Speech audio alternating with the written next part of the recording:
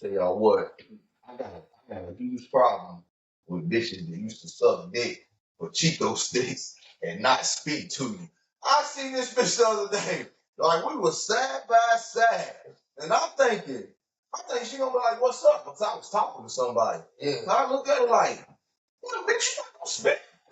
Like, my mind went to immediately like the bitch mode, like, bitch, I remember you used to suck dick for tips of H and shit. Like, how dare you not fucking speak to me, you dirty motherfucker? What's up with sitting out your host, Smooth Bird, Nick Freak, aka the world's greatest, aka Wendell Williams, aka Rick Franklin, and this is Conversations in the Trap.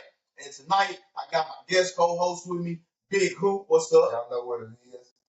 And we have a special guest with us tonight, Gio Khan from Golden Rose Entertainment. How you doing, bro? No problem, my dog. So tonight, we're going to get a little loose tonight. We were supposed to have 2 females. I can't afford to pay babysitters or gas money today. So that 5 kids, but goddamn self. I had them in there last week. Then I had to get up and tell them motherfuckers shut up every 7 minutes. I said, don't worry about it. After this, I'm whooping ass. He looked at me like, yeah. No intimidation. No intimidation. It wasn't intimidation at all. So tonight, this is an opinionated show. His opinions, his opinion, his opinions, his opinion. I keep mine to myself. So this is going to be like a Facebook topic type of show because most of the questions come from off of Facebook. So we really didn't need a female. Alex was supposed to come hit me up. She said she was fishing. I said, well, damn, you catch anything yet? Because I'm kind of hungry. And I want some fish today. She never replied. So the first hot topic of the night is, do you think 100 men could whoop one gorilla? Absolutely not. You don't think so? Absolutely not. I think that gorilla is going to whoop all 100 men. I'm going to tell you why. Because we ain't strong enough to penetrate that gorilla's skin to affect that gorilla. You know what I'm saying? This gorilla fights other gorillas. Yeah. You know what I'm saying?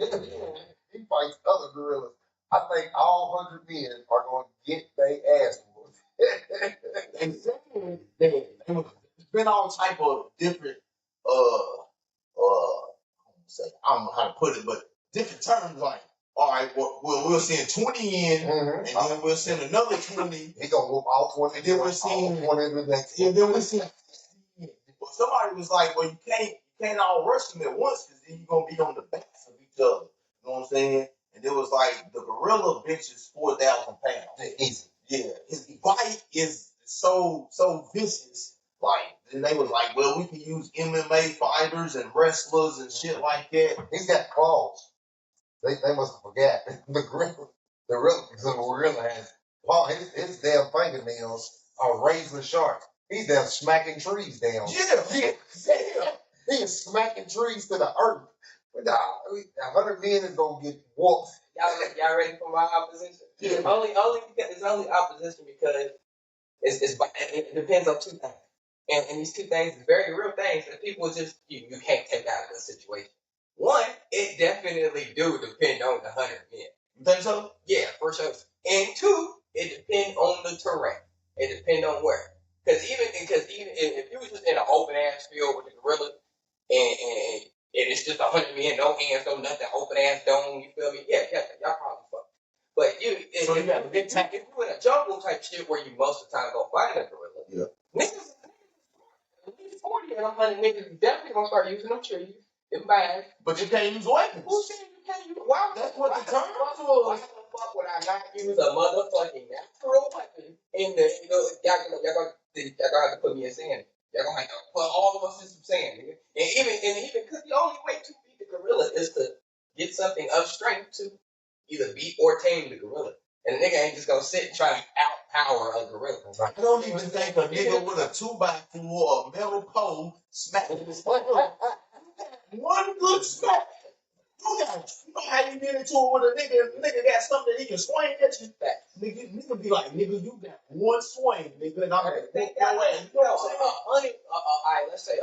Let's say 100 John Cena came in with a 2x4. John Cena already. This gorilla is for real.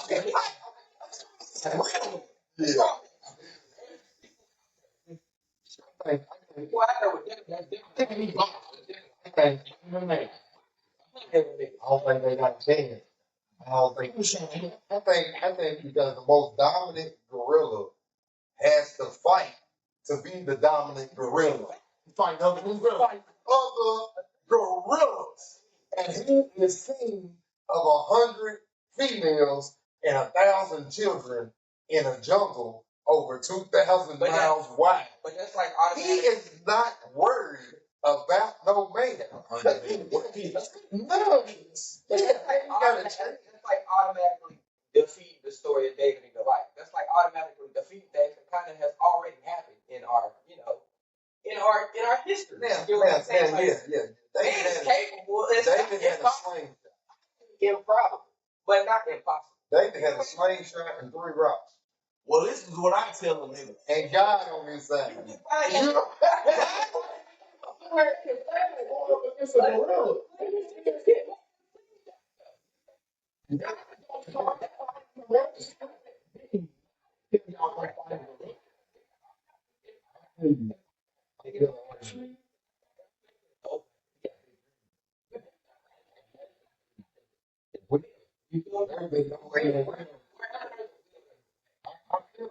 But they really ain't listening with nobody. He didn't come up with the terms of him Like fighting the 100 man men. itself got its own will. You get what I'm saying? It's Right. So the same way the nigga wanna That's live. why humans dominate now, even throughout this theory. Because that's why this theory ain't even debunked. Because if we wasn't intelligent, it would be 100 gorillas versus 100 niggas in a natural climate. But we got will. We got way more will than they got. That's why this shit can't even be debunked, nigga. We got blicks. We got text. We got The same way we got got a will to live, so does that gorilla. So if you think that gorilla's just gonna lay here to 100 men, you fucking crazy. You don't But- fight to But that. that's why this is not being debunked. 100 niggas just ain't gonna lay their life out to it. The only thing, I think for the 98 niggas that failed, they gonna wish like a motherfucker they didn't even try. Oh, the guy. I ain't no wishing when you dead. Dumb shit. Ain't no wishing when you dead. Yeah, right. Yeah.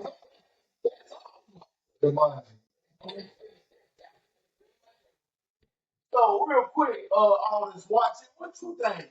One gorilla versus 100 men. Who wins? Who wins that? Like, is it possible? I don't believe it's possible for 100 men to whoop a gorilla because in my time of doing state paid vacation time, my question to everybody I've ever been in a room with is, what wins a fight? A silverback gorilla or a grizzly bear? Silverback gorilla. You think a gorilla beats the grizzly bear?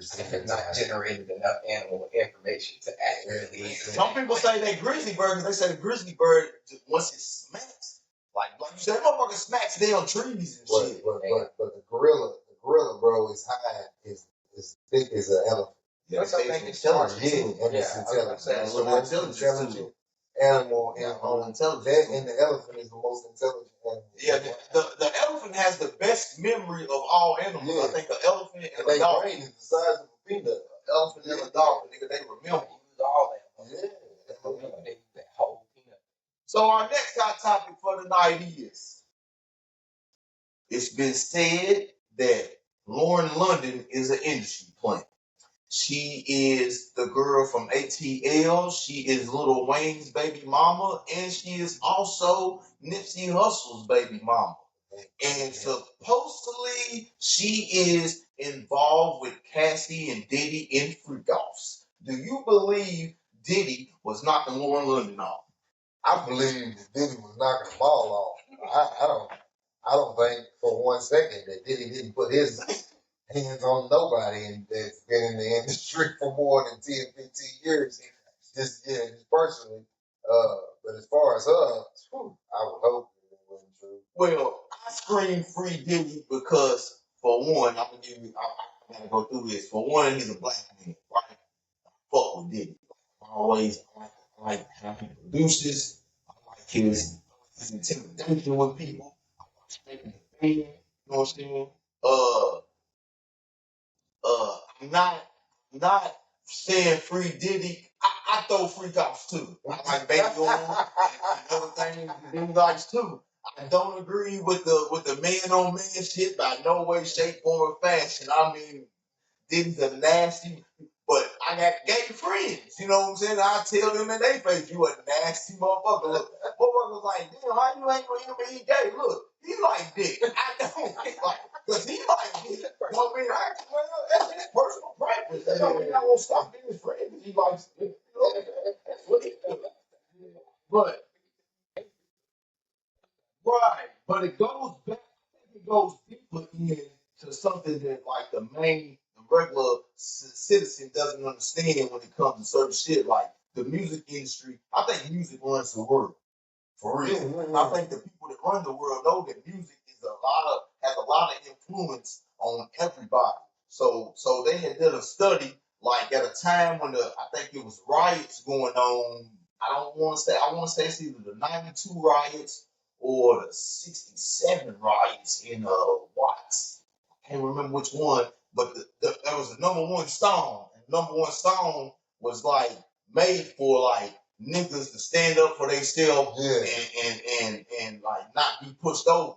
And then whenever Lollipop was the number one song, something else was going on and niggas wasn't standing up for themselves. And then you know with music it influences because like when trap music came out, I call like that was my first tracking case. Yeah. You know what I'm saying? Yeah. My first tracking case was Jeezy and Tip and Gucci and them with trap music. And then now you got this drill music. Man, all these little niggas, all these niggas word out is what they call hats. Niggas said niggas don't give a fuck respect the nigga with the most money. They respect the nigga with the most souls. Yeah. You know what I'm saying? I'm like, what the fuck? And if you listen, that's all music talks about is murders.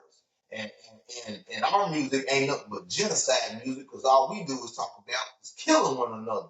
You don't hear no, like when police kill niggas, niggas don't go kill police. But if a nigga kill a nigga, you at his mama's house ready to blow everybody up in the house. But if a police or a white man kill you, you just let that ride. Like you bow your head, like Charleston White was saying, you're supposed to be such a gangster. But once you go to court, that motherfucking judge says rise, then you stand up for the white man. You know what I'm saying? You are only tough and gangster when it comes to your own kind. But Clive Davis, the nigga that they say is Drake's daddy, I can't remember his name, Lucian Grainge. Yeah. Like they give a person like Diddy all this money and all this power to keep niggas in line. You know what I'm saying? You are the gatekeeper to these niggas. Now, when shit hit the fan, they bounce on you. You know what I'm saying? They ain't on your own. You know what I'm saying? But That's what I think people fail to understand is that at a point in time, for not for everybody, there is a lot of alleged non-consensual shit. But to the consensual shit, at a point in time, there was a gate, there was a choice. There was either and granted, this gate had look, it got certain perks to it, whether it's reward, whether it's clout, whether it's money, whether it's you know what I'm saying, it had certain perks to it. But then you had a choice. You got a choice. Did you want to enter in? Did you want what this comes with, or did you not? You get what I'm saying? And a lot of people made that choice, reaped the benefits of that choice, got rich, got the clap, got the fame, and had already known what they had agreed to. But now because other people felt like it was wrong, it just kind of felt like double jeopardy. So I'm not saying people did it by like contracts or anything, but you're in the music industry, right? So Diddy proposes a contract to you and says he won't take you shopping. You going shopping with Diddy? it would. The reason why I say it really wouldn't depend because he's done things that I wouldn't approve of, or well, I can't even say that he's done that because it's all alleged. So, but because that allegation is in effect, it would definitely, for my own picture, hell no, I'm good. Well, for one, my nigga, no, you're not taking me fucking shopping. Well, why am I shopping with a nigga? Me personally, I'm not completely. I asked this question before, that's why, and I can't cut somebody serious. That's why I say, yeah. It was Dino and Jared. I can't remember. Okay, niggas go shopping with niggas all the time. Where? Like, little, hey, bro, we about to run to the mall. No, we about to run to the mall. No, You gonna get you something? Yeah, I'm gonna get me something. Yeah, I don't need you to take me shopping means you bad. Like he asked 50 Cent, did he take 50 Cent shopping? 50 Cent said, nigga, what you fucking fruit pop? What the fuck you talking yeah, I feel it. But it was me, bro. On that situation. But what you said earlier though, they know what they get into, right? Yeah, Money, yeah. clout, all this, but you got different doors on how you get there. They say you got the sacrifice door. Kanye says he sacrificed his mama. You know what I'm saying? Kanye also said he sucked dick. From 8 to 14. Now, see, that goes back to Kanye is my favorite, or he's my favorite artist. Like my shit goes Kanye, C Murder, Soulja Slim. I don't like to put Wayne in there because I don't put Jordan in there when I call my favorite because they're like the gods of the shit, right? So I won't never put Wayne. Then I go Juvie, you know what I'm saying? Then I go Kanye because I like music. But I'm not going to let him suck a dick take away from his art. You know what I'm saying? He's just a homosexual, man. Yeah, exactly. Same thing like Lil Nas X now. No. Yeah, I don't agree with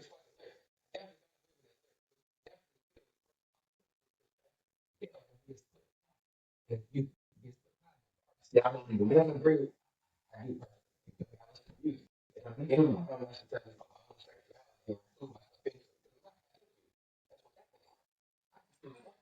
I just don't think I'm gonna rock. Well, this might sound fucked up, but like, and it should be the opposite. I'm not gonna, me and an openly gay nigga, like, there's nothing you can say, like, I know what you about to say. I still like, if you're openly gay, like, cool.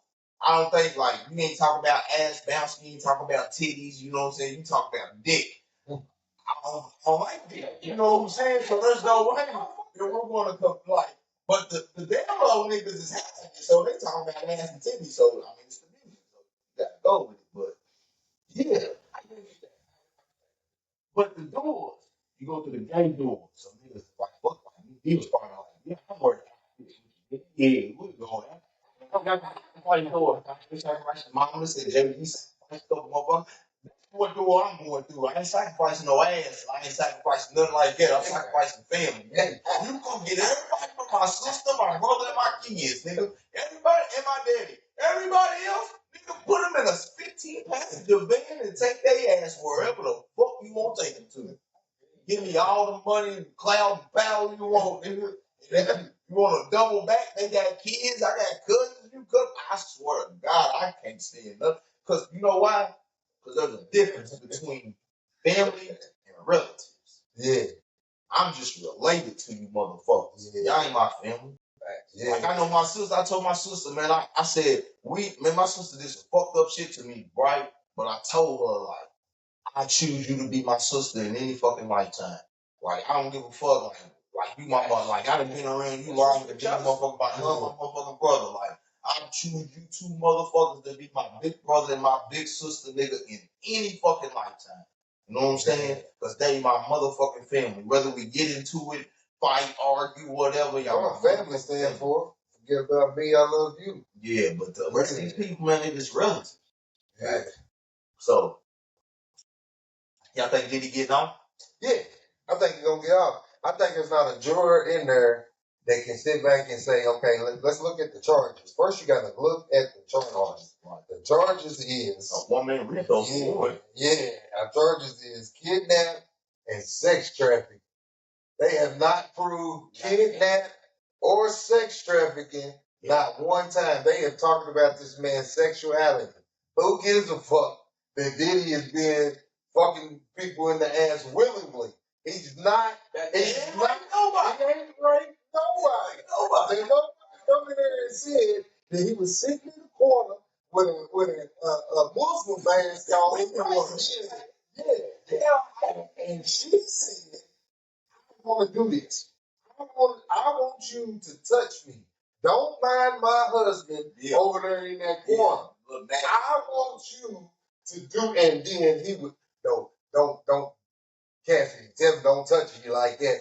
Put his hand in your ass. And she's like, okay, yeah, put your hand in my ass. It ain't Bitch, I'm gonna blow both of y'all away. You know what I'm saying? There's none of that. The only common rebuttal to that, which I don't agree with, but the only common rebuttal to that I hear is that a lot of the things that he would use to induce these type of situations and these type of moments were mind changing and mind inducing. So people wasn't of the right mind when they was making these current decisions, and then they harbor regret or harbor not having memory of it, but it's happened to you. All right, that goes back to what you said though. Still come back to it like you were there. If you got a big party and then you got a late party, then he's telling you at 12 o'clock, be here. Go home. The frequency is about It's about to change. Go home. It's about to change. Now, Denzel said you gotta leave when the devil show up. That's what he told Michael B. Jordan. He said, how do you navigate this industry? You gotta leave when the devil shows up. He is the devil. You know, he shows up. 12 o'clock. This thing is about to change. And everybody knows what is about to happen. It ain't no, I want to stick around to see. We already know what is about to happen. He's been doing it since 91. He's been doing white parties since all my life. All my life. Like, constantly. all of your big name actors and all of your big name entertainers that's been in the game, they know it came in the game after Diddy started throwing his first, like, no. They know. Then, like you said, you got a choice. You've always had that one choice. Listen, bro, this liquor right here has got LSD in it. If you drink that shit, you're going to get loose. It's going to be a wild night. But we got this rock over here that's clean. Bottles ain't been popped. Enjoy yourself. You know what's going on. Yeah. Like me, when I had the freak off, when you see that look in my eyes, might be time for some of y'all to go. You already know to get your ass up and leave. You ain't invited. You know what I'm saying? Yeah. Now, the only thing that I could see that would hinder him would be if he was soliciting Cassidy to other people outside of the state. You know what I'm saying? But with her saying that it's me, I did this. She said it on the stand. I did this willingly. I called them. I invited them. He didn't coach me or put no kind of threats on me to do this. I called him because I wanted to fuck. It's like a nigga, that's like us. Yeah. You got a bitch, you like, damn, girl, can you call your friend since you won't come home? Since you won't come home. Shit. At 1 o'clock in the morning, she know why she's coming home. Know what's she was like, oh, man. She was like, man, why? I like, man, why didn't want you to come over at 2 in the morning? She was like, you want to go with me? Nah, bitch, they asked you to come over. They ain't know about bringing me. They don't even know I'm bringing. Like, what y'all got going on? You know what I'm saying? You know, in all the news, though, he still might get a little something for the already recorded physical. But he's not, I don't think he's charged with assault. Yeah, he's not charged with assault. The defense ain't going to charge you with assault. That's a state case. They don't have to drop that shit. The civil suit is took away from all of the assault charges. The 30 years. That took away from all the assault charges. So now they pretty much trying to put it together or trying to convince the jury that Diddy was sex trafficking because in every state he went to, there was somebody that Cassidy wanted to fuck. You know what I'm saying? Like, that's not on Diddy. That's not on Diddy. I think it's gonna be. Yeah, it's not on Diddy. And I don't want people coming from me and say, he did. But I bet you 9 out of the 10 men that live in the house right now that are 60 years old and been married for 40 years don't put their hands on their wife before. You know what I'm saying? Like, for real. And that's not saying that it's cool, but I'm just saying, like, it didn't beat the shit out of her. He did. He probably was now. He was on cocaine. Drugs. You see Diddy in some of the interviews, he be quiet. But worst case scenario, Diddy should have to take drug rehab for the rest of his life. No, because he ain't here to get convicted of nothing. And talk to people. Go out and talk to kids. You know these people. You know he sued the Ciroc company. The family that owns Ciroc is worth billions of dollars. They operated 100 They got politicians in their country. They got politicians in their pockets. So what they do a lot of times with black entertainers, black males who have power is, we're going to take your money. Like they did Bill Cosby. We're going to take your money. We're going to make you do all you got to do to spend your money. I think Diddy, they ain't dealing with a dumbass nigga in Puff Daddy, dog, for one. Puff Daddy's daddy was the driver to Frank Johnson. No, Frank Lucas. Yeah, he was the driver to Frank Lucas. So he's from Harlem. So he come up with a little street sense, and then he got a little smart. And he's educated nigga too. I heard, and I don't know if it's true, everything is in his mama's name. Everything. So all that money y'all trying to pull out of him, it's in his mama's name. So now they probably really trying to come after her. They say she's just as dirty as Diddy is. But shit, with a son like Diddy, shit, I would have my son sleep too. I have it back. You know what I'm saying? Nigga, we paid. We rockin'. We paid. Yeah, we rockin'. You little faggot motherfucker. Yeah, we rockin'. We rockin'. You know what I'm saying? All right, we're gonna move right on into our next hot topic, which is I was scrolling on Facebook 2 nights ago, and I seen something that said, "Get you a man that asks if your kids have ate and not if they asleep." So I seen a chick post it because I guess her boyfriend takes care of another nigga's kids, which that's their business, not mine. That's cool, It's money. But I was thinking, get you a man like, for one, if you getting a man that's gonna do it, then he's probably already like intertwined in your life, right? Now there's a difference between getting you a man that you want to be in your life and then getting that booty call. Yeah. And what I was going at, what my angle was, is bitch, if we just about to fuck, well, I don't give a fuck if your kids and ain't. Like, that ain't got nothing to do with me. He got a mama, he got a daddy. You ain't got a daddy, his daddy got parents, you got parents. Somebody, I don't know how responsibility is falling back on me to feed your kids and just to get some pussy. That's good. So, all the motherfuckers sleep. Why come on? Because if I'm calling you and asking you how they sleep, it's late. You already know what's up. You already know what's up. I ain't calling you at 4 o'clock in the afternoon. You know what I'm saying? Like, I ain't calling you at 4 o'clock. I called you at 10:30. You know what I'm saying? Are they sleep yet? You know what I'm saying? Nah. Then if I've been smashing for a minute and you just don't, you know what I'm saying? You don't want to make that move where we living together or whatever. I might call you at 4 o'clock and say, "Hey man, your kids ate?" Maybe. I ain't even calling my baby mamas to see if her other kids that ate. Hey, where my son at? Where my daughter at? They hungry? Yeah, shit, I'm coming over here. Mama, just get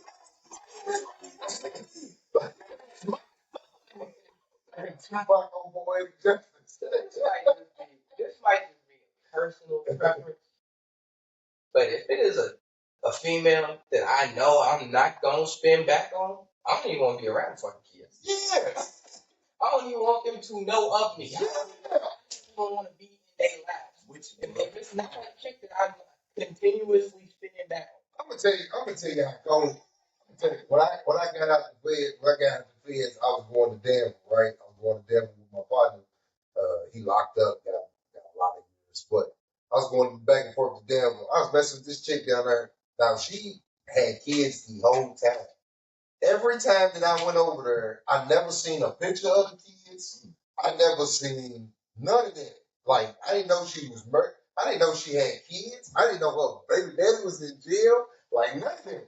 We was at a party one night in Little Chris.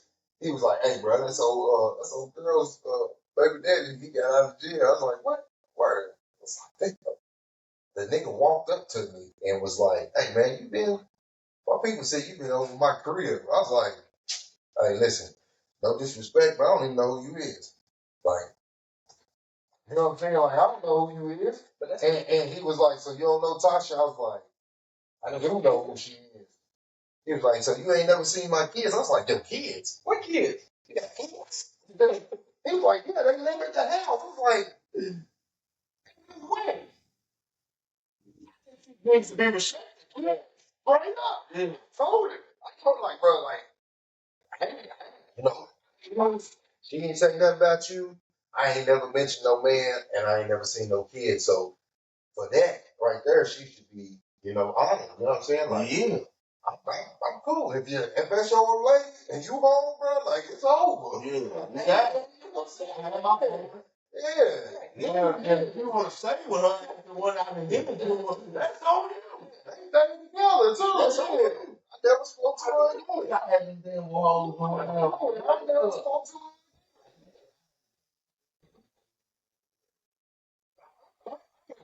Man, salute to her. I ain't gonna lie, salute to her. She never showed me kids or nothing. I ain't know she had. But sometimes some women, man, like they I was in a situation where like, man, I was taking kids to the bus stop in the morning. I'm taking them to football games. Like this is where they get the wrong impression of me. They like, little boy don't give me one like all the way to the game. He's like, damn, big, rich, ain't you? What? That's been a long conversation somewhere. Talk back, you got some money. Nah, little buddy, I'm broke in a motherfucker. Just because I just sold 2 grams tonight and I got a couple of dollars in my pocket. Like, nah, then I gotta take a look at what's going on, like, cause now you ain't looking for just a relationship. You looking for a nigga to take care of you. Yeah. Stepdaddy. Yeah, and like do what I do with you, cause I'm a respectable nigga. So like, yeah, I take the little nigga to. I don't want to treat other females' kids like I would want a nigga to treat mine if he with my baby mama. Yeah. You know what I'm saying? And I mean all that shit. Hey, man, get out of here. Boy. Yeah. Stop that shit. You know what I'm saying? All that. But you gotta be respectful. Man, I'm just thinking the other day. Man, my cousin got on Facebook and was like, nigga, fuck you and your ugly ass motherfucking kids. And my cousin is one of the ugliest motherfuckers you ever seen in your life. She is not nothing fair to look at. And I was thinking, damn, that's crazy to disrespect my kids knowing I got a Class B felony assault. Like, that's crazy. Like, oh man, Like, I want to put your.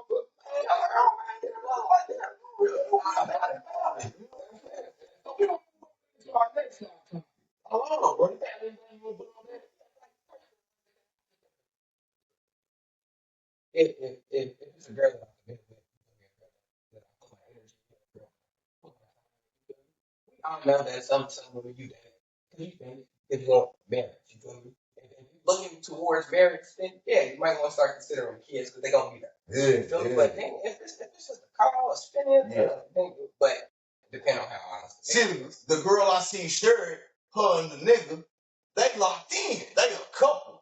This nigga take care of the motherfucking kid. Hey, I don't want to say their name, but I don't want them. But I respect the nigga. You know what I'm saying? For that. You know what I'm saying? But a girl got to be working. You know what I'm saying? But to him, well, to the person, to the man, if he's doing that for the kids, then obviously she's worth it. The kids is worth it. You know what I'm saying? They look like an upper R wing couple, but they worth it. You know what I'm saying? Because she my classmate. I love her to death. You know what I'm saying? She gonna kill me when they see. They probably don't even watch this shit, but it's gonna be a whole tag.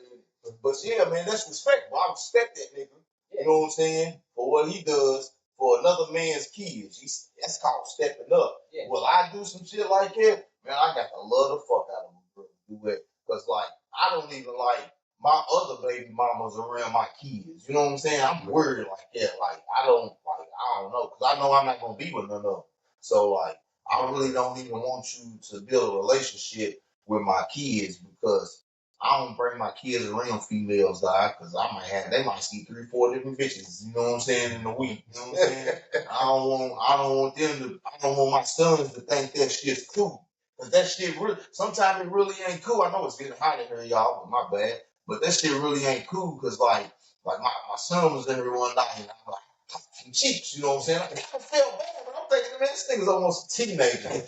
You know what I'm saying? But like, you never know how a kid think, because they might be thinking like, damn, why you ain't with my mama? Or why you showing this female so much love and respect, but you don't fuck with my mama like that? You know what I'm saying? So like I like to keep that shit separate. I'm like old girl with you, like bitch, you'll never see my kids. You know what I'm saying? If you come to my house, you'll never see them. I got a question. What about if it's your baby mama's other kid? You know how when baby mamas got multiple baby daddies? What if your baby mama had another kid that your kid's brother, but not your kid? My third baby mama. Well, my second baby mama had 2 kids. Man, I was in their life like a motherfucker. And matter of fact, like I'm gonna tell you, like on some real shit. When I used to spin the block, go up through the alley, I have and me and the niggas look, me and the little niggas, daddy, we like way homeboys. Like we Yeah. but my nigga that I would be fucking with, like, he would be like, God, I see you with his son more than I see him with his son. You know what I'm saying? And over time, our relationship has got strained. You know what I'm saying? But when the nigga was a jit, as they say in Florida, like shit, that was my dog. Nigga, I'm trapping, motherfucker. This nigga's family members is coming in the house getting deuces and shit, and he's shitting his uncles and shit. You know what I'm saying? Like, I'm like, yeah, this is my little nigga. You know what I'm saying? I'm a respectable motherfucker. Like, I celebrate probably. Nigga, that's how we leave, man. You know what I'm saying? That's how we leave. You know what I'm saying? But yeah, like, and then my third, she had a daughter, and this is what I didn't like. This is what I didn't like about that. Because when she brought her daughter around, she made it like we had been in a relationship for years. Like the little girl, a nigga knocked on my door one day, and she was like, yeah, he's my stepdaddy. And I'm like, damn, I ain't even known your mama like 3-4 months. Like, no, I'm not your, I don't be me, but little baby, I'm not your stepdaddy. Like, I'm me and your mama's dating. You know what I'm saying? Cause I don't want them. Cause now when I have kids by her, then she get a new nigga, and then you got my kids thinking this is their stepdaddy in 30, 45 days. No, I only got one kid that got a stepdaddy, and that's my first one because her mama married a nigga, right? Yeah. He took responsibility. Then I don't want to say he took responsibility because I wasn't doing nothing. The bitch went incognito for 4 years. That nigga cost her. You know what I'm saying? She never found her a coffin for some shit like that. You know what I'm saying? But I was a young nigga. And so all thing was on my mind was that's disrespectful. I kill both of y'all. I swear to God, nigga, I never slapped this nigga in church. You know what I'm saying? But as I started maturing and got older, man, I appreciate this nigga. You know what I'm saying? Nigga, you helped raise my motherfucking daughter. Like, not do anything on my behalf. You know what I'm saying? But yeah, I respect you now. I was on a state paid vacation. And my OG nigga, man, he was my bunkie, Big West. I don't know if this nigga's dead or alive, bro. But he was like, so you telling me if your baby mama pulls up to drop your kid off and she got her boyfriend in the car, you gonna nut up? I'm a nut all the way up that school. I'm probably going to jail. Like that's what I was thinking at 2021, right? But like right now, nah, man, right now I got too many kids. I can't risk no shit like that because I can't leave. Yeah. You know what I'm saying? Like my first, I said somebody the other day, my first two, like they got families, they good. Last three, they got is me and my family, because these bitches ain't got no families, right? So that's why I had to like mature. Like, man, even at my age, I'm still immature, but like I can't leave. I can't leave. So when it comes to certain shit that I used to would do, I gotta tuck my tail and go on because I can't leave. Ain't just you no more. Yeah. I can't leave. And then I did tell my therapist the other day, I'm not a valid person, but I don't mind demonstrating a little balance to get my point across. Right. So if I gotta slap the fuck out of you, I'm gonna slap the fuck out of you and deal with them consequences, bro. And I looked up there in the eye because they got to report shit like that. And I looked up there in the eye and said, I'm gonna put some money on my motherfucking head. My cousin did, bro. My cousin did on Facebook like, this nigga put some money on my head like you was gonna do your baby mama. That's right. Yeah. You just ratting on me. You know what I'm saying? You just ratting on me. We gonna move on into our next hot topic. All right. Our next hot topic is, I don't even want to ask this shit because there ain't no girls here. But to the niggas, how long should sex last? Because I went like 7 minutes last night. And I'm gonna say good 7 to 15 minutes. I don't know too many niggas that are willingly going 30, 40, 50 minutes. I mean, now you might get one of them nights that, you know what I'm saying? You might get you with it. You know what I'm saying? One of them nights you with it. Well, how old are you at that one night? I was 25. You know what I'm saying? But I was working out with Mark Miller. We was doing that soccer race at 39, 40. Yeah, 39, 40. I got one nut in me. I tell my girl, like, bitch, pump that pillow. Pump the pillow like you know what I'm saying? And then do it for 10 minutes. See how tall you are. I'm fucking legs and stomach is tired. All right, then, bitch. Shut up, Jill. Shut up, shit. You know what I'm saying? Nigga might get 15, 20 minutes in one time. Drunk night. And that's like 7 different positions. And when I say 7, we doing 2 positions. It's gonna feel like an hour. I'm gonna make it feel like an hour to you. But you know, 3 minutes ago. Should have said something. Because I could have been doing it. Because, you know, a young nigga ain't looking to please a woman. He's just looking to get your money. If I want a man and trying to please your woman, then I want to make sure you get you before I get me. But bitch, you only got to talk about this. I can't breathe. You know what I'm saying? You only got to look in. You only got to talk about that. I said, boy, I didn't know that. I said, get out. Look, I ran out of man, bro. I ain't got no more values. I got the goddamn health department right there. She said, yeah, they my fault you can't pull out of the drain, boy. I said, I'm slap your neck when I see you with both in the mouth. Shit. What you think, yo? I ain't gonna cap. If it's a chick I got strapped up for, they ain't getting none of that action. That's gonna be about 10, 15 times. Just automatically one because I got strapped up. But nigga, I ain't gonna cap.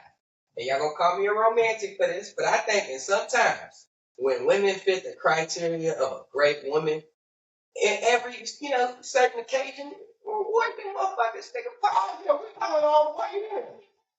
Or want them to shut the fuck up sometimes. And listening to you, then sex is a good way to search it down. Sex is a good way to get what you want in an easier way. You feel me? Because they submit.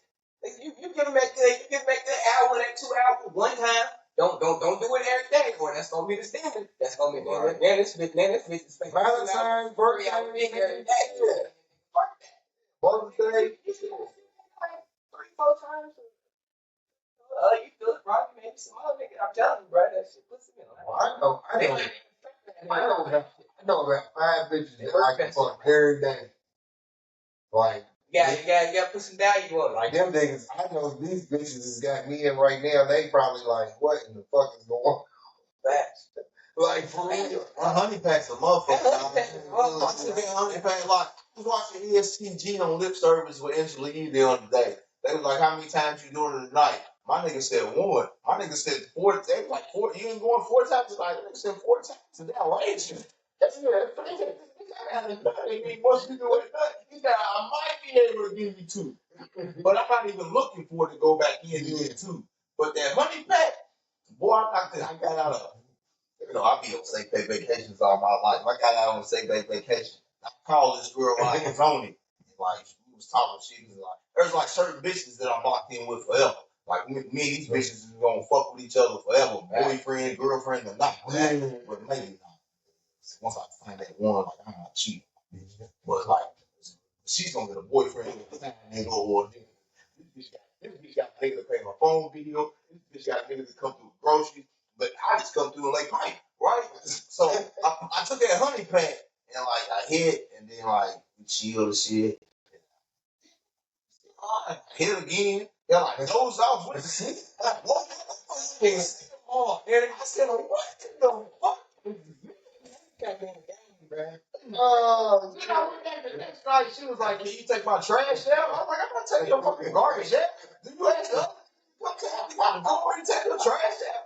She was like, nigga, I let you fuck me 3 times last night. I was like, damn. honey, motherfucker, we going through it tonight. You are nuts. Yeah, they have that You are nuts. A honey pack in a peach red bull, nigga. She gonna Oh love my you. God. She gonna love you. Crazy.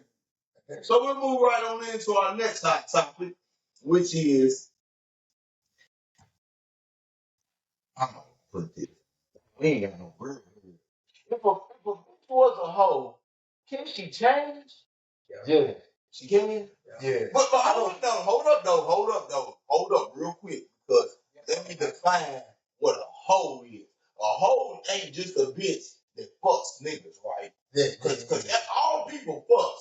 So this just like you hit her. I don't necessarily mean that makes her a hoe. You know what I'm saying? Now, your definition of what a hoe is might be different from my definition. 'Cause I think a whore and a slut are two different things. Yeah. Like one of them knows what they are. Like a slut, that bitch knows she's a slut.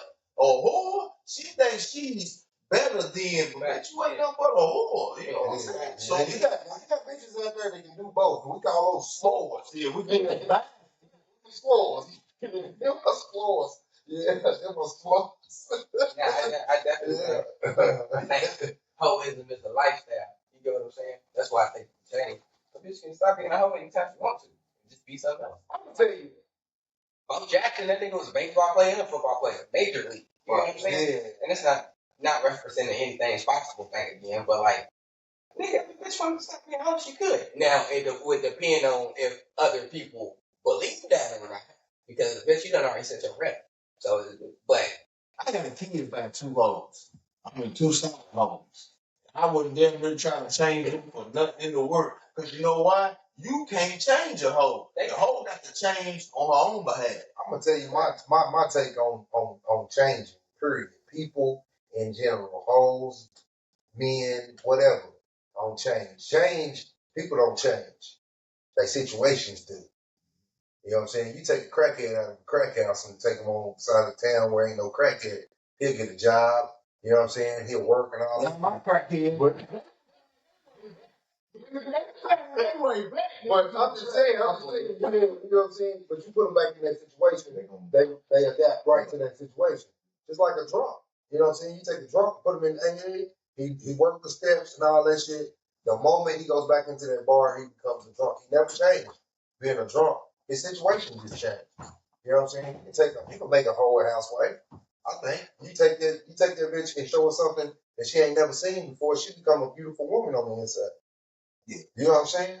She become more valuable than a lot of these women with degrees and all that other shit because she knows how to be and what not to be.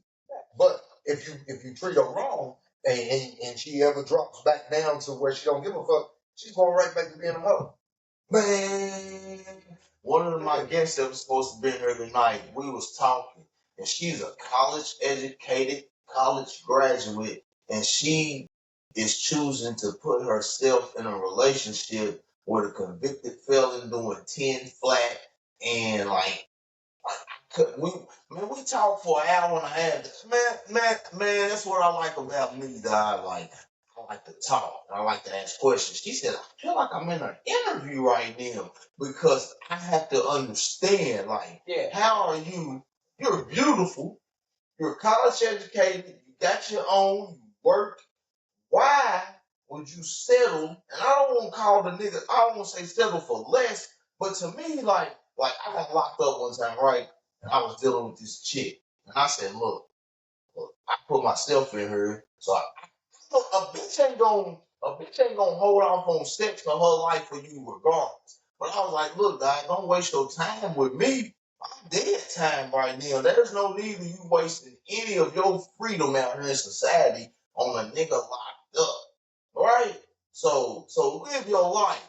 The bitch told me, nigga, I'm still gonna write you. I'm still gonna send a couple of dollars, right?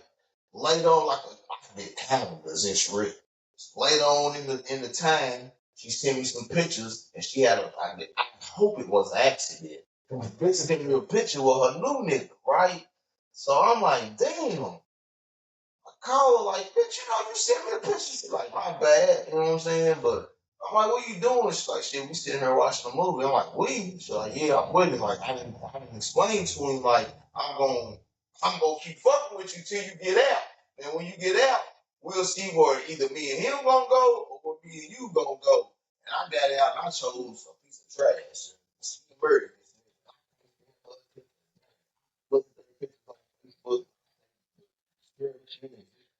But long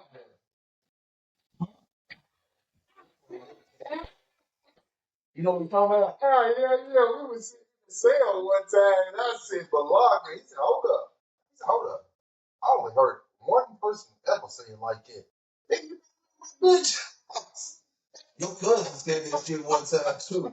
I love her too. I've been pulling up on her my whole name trying to get a date. Hey man, what's up with you? This is Conversations in the Trap. I told y'all on Facebook this is gonna be a fire-ass episode. So one more hot topic before we get into your questions, my nigga.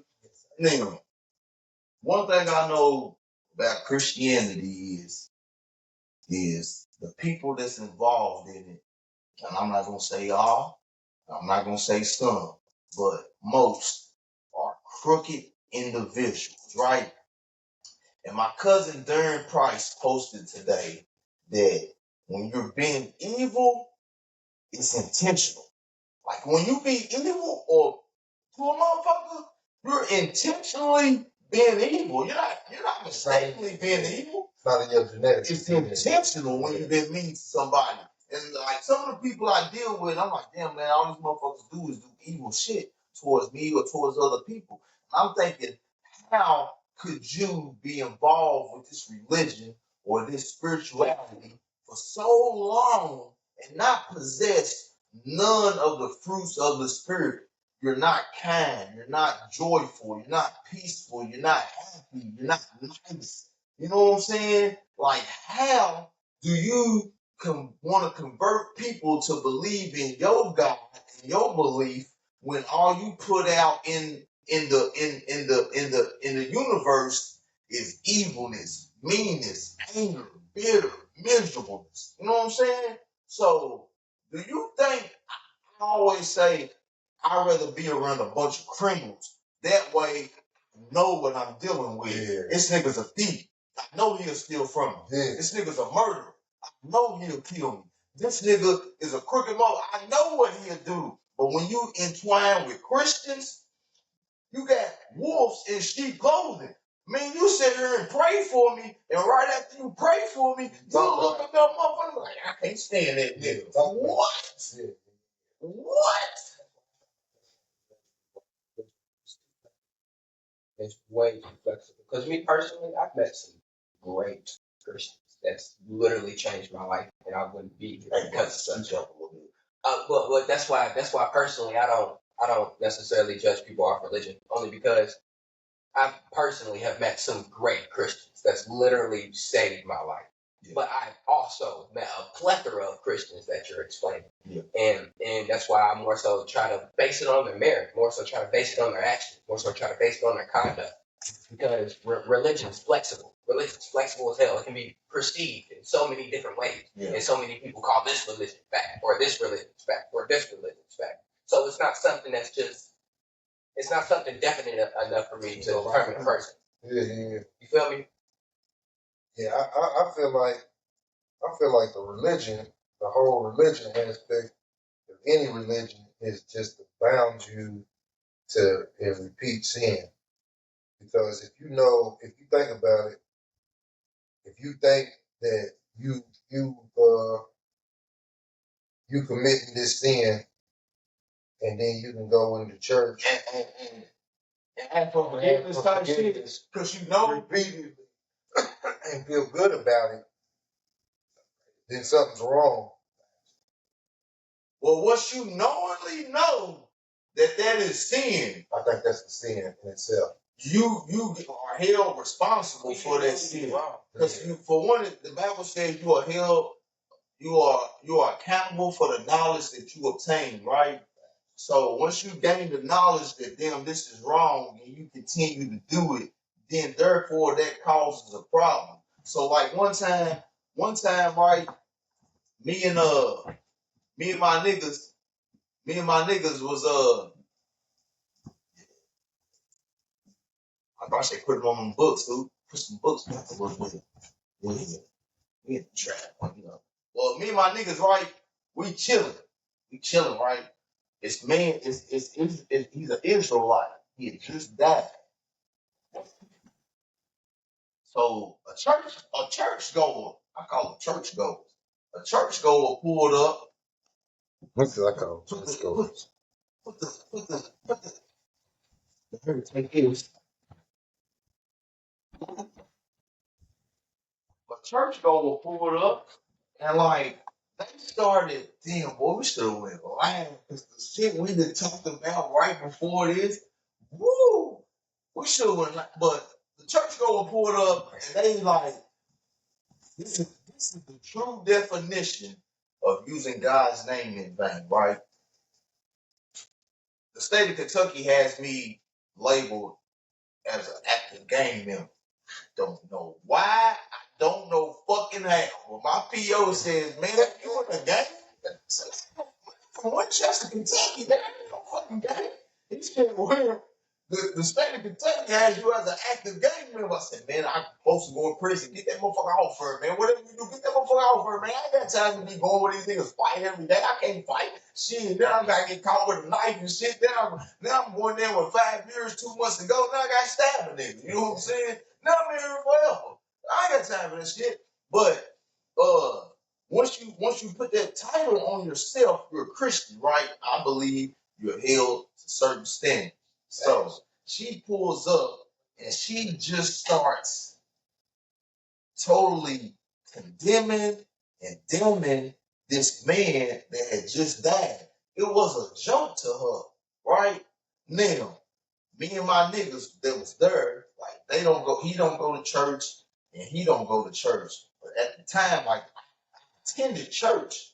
Not only did I attend church, where I go on state paid vacations, I believe that the universe set me down to learn this word, right? Even if that Bible has been wrote by King James and changed up, some of the shit in that Bible, man, you can take and live with it. Yeah. But what I was doing, which is wrong, I was learning this book to come and not confront my family, but be able to be like, hold up, man, like let's use this scale, cause how you living ain't you ain't portraying it right? So like, if there was a person out there that didn't know God that day, but all they said was like, cause you know the black community in cities and shit, you got Muslims and Christians. But in our city, we got Israelites and we got Christians, right? So if a nigga that doesn't know any better is out here listening to you, who's a choir member, a Bible study goer, a prayer meeting goer, a Sunday attender, right? And he sees you talking about this deceased man, it's going to confuse him on what's really going on up here at this church, right? So goddamn ain't using God's name in vain. You as a follower of Christ, not living the way Christ says you should live, that is putting God's name in vain. That's like you say, like a motherfucker be like a motherfucker told me one time, man, you got my motherfucking last name. So when you out there in the streets and you acting the ass and you acting a motherfucking fool, well, you got my last name, motherfucker nigga, you make me look bad. Yeah. So how you think God feel when you proclaiming that you are a follower of his, but you out here talking about motherfuckers and you doing all this crazy shit? You turning away people that could actually be saved, right? That's a lot of people say, and you know how I personally believe. I think somebody should teach the word to learn instead of to judge. A lot of people teach to judge. A lot of people like, hey, look, that's why I was these commandments, and if you're not doing this, it's definitely not right, and you should take punishment. Thou shalt not judge is one of the commandments. But a lot of people condemn anyways. A lot of people, you deserve punishment because you're not living under this conduct. When really it's not that they deserve punishment. They deserve some people do it unknowingly. Some people do it knowingly, but that's not for them to determine who deserves punishment. Right. For that. Right. Yeah. But I think that's why you should build your own relationship with God. First. Yeah, your personal relationship with God. You ain't got to call people out on their bullshit. People know when they bullshit and when they ain't. You know what I'm saying? But where we from, tradition is going to kill a lot of people. Tradition, if you do believe in heaven and hell, tradition is going to keep you from entering into the gates of heaven, because tradition, where I'm from, is Monday, do whatever the fuck you want to do. Tuesday through Thursday, you do whatever the fuck you want to do. Friday, you go to the Legion, you go to Pee Wee's, do whatever the fuck you want to do. Saturday, do whatever the fuck you want to do. Sunday, who the fuck did you become? From till 1 p.m. Like, you are a whole totally different person in this 4 hours span. I seen people praise, get up, fake the Holy Ghost, come right out of church, and ask me if I had a blunt to sell them. Yeah, I've been there. I said, why are you reading the Bible? I said, why are you asking? Where this late church? What? You know what I'm saying? Man, my mama used to say, man, I swear to God, my mama said, boy, if you don't turn that goddamn Master P off, you ain't listening to that shit on Sundays. Like, why not? I listen to it Saturday. Like, why not? Like, man, I heard a preacher say, man, you going out on Saturday nights and you drinking, and then that liquor still in your system when you coming in my church and you getting in this squad. That liquor, if you are still under the influence of alcohol, but you up here singing praises to God, you know, I'm not saying it's wrong, I'm not saying it's right, but what I'm saying is tradition is going to kill people, because tradition says that I can do whatever I want from Monday to Sunday at 8 a.m., but at 8:01 a.m., I got to turn into another person because I'm going to church and I got to portray that I'm this sanctified human being and I'm so holier than thou. You know what I'm saying? That's fake. One thing I think that most people should do three things in life: confess out of your mouth your sins to God. Confess out of your mouth your sins to God. Always pray and forgive yourself. The hell with everybody else. When you was born into this world, you come into this world by yourself. When you leave this world, you're going to leave and be judged by yourself. Everybody has their own soul. You know what I'm saying?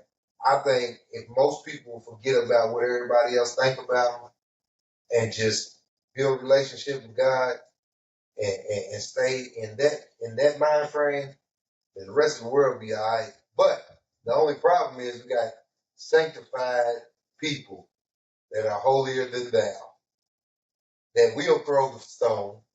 You know what I'm saying? They feel like they have no sin, so they will pick up a stone and throw it at you. One thing I've learned, and I'm telling you guys, like, I'm not a smart nigga, but I will say I have some sort of intelligence. And like when I study that word, right, I want to tell some people in my life, like, you are the reason that I don't attend church.